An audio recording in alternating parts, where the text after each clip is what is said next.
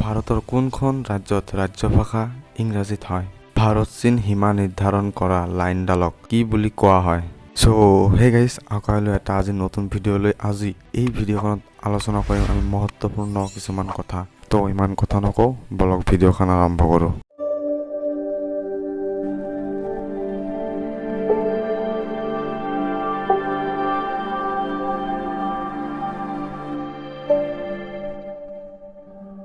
ভাৰত চীন সীমা নিৰ্ধাৰণ কৰা লাইনডালক কি বুলি কোৱা হয়?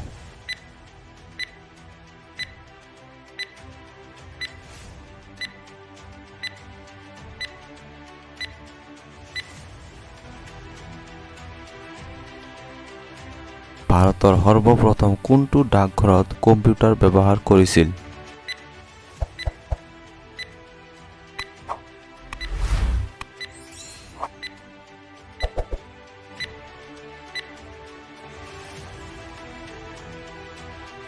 ভাৰতৰ কোনখন ৰাজ্যত ৰাজ্য ভাষা ইংৰাজীত হয়?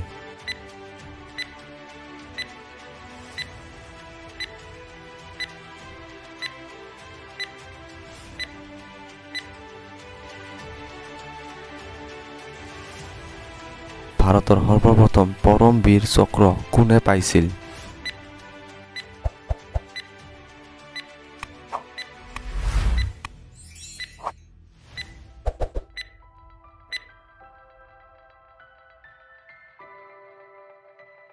বিশ্বৰ সকলোতকৈ প্ৰাচীন ধৰ্মপুথি কোনখন?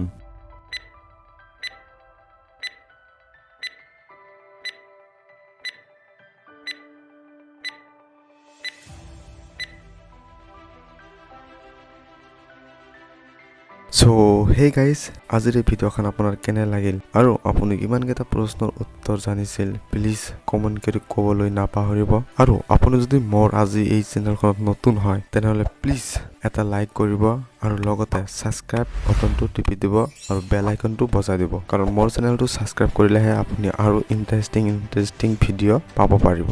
সো আজিৰ কাৰণে এইখিনি। ভাল থাকক, সুস্থ থাকক, টেক কেয়াৰ এণ্ড জয় আই অসম।